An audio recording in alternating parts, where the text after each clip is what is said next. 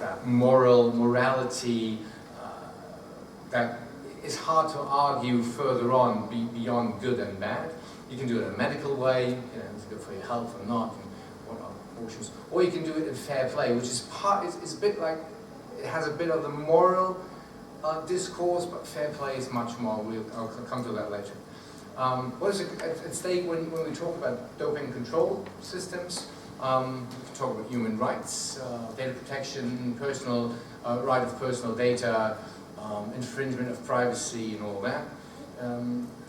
Often it is named the integrity of sports. I've heard lots about this morning in relation to match fixing. I still don't know what it is. I don't know what the integrity of sports is. There seems to be something normative that everybody here understands what it is. I haven't got a clue. And nobody explained it to me. It's just the integrity of sports. What is it? So, but it's at stake, apparently. And at stake also is a moral role play. Okay, sports athletes as role models.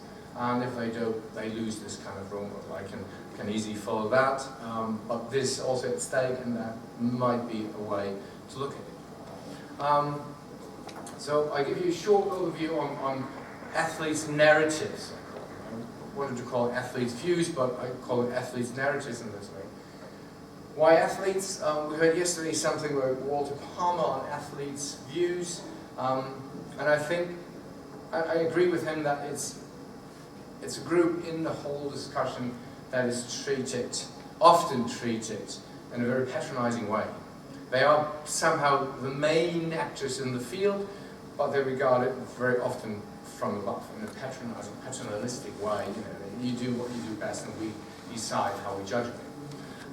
So there's a narrative on fair play. It often comes up in the interviews we do. Although it sounds straightforward, fair play is not. Fair play as to dope testing is for fairness between me and my competitor. What about fair play, you know, the doping control system in my country as compared to other countries? What, you know, it would be fair if all countries would do the same amount of testing, the same system of testing. So there's another dimension to fair play. In between sports, you know, in my sport it's okay, but in other sports. So there's, you know, athletes seem to have a very fine sense of fairness and unfairness, and in between their competitors themselves within their sports, within the international and national domains and dimensions and between sports. There's another narrative that's the accept, albeit critically. You know, it has to be, it's often a nuisance, and it infringes on my daily life routines. You know, because it's the daily life routine for athletes who are not professional, who do not earn money on it, or go to school or study, are very hard. Dope controls infringe on these kind of life routines because they have to fit it in somehow.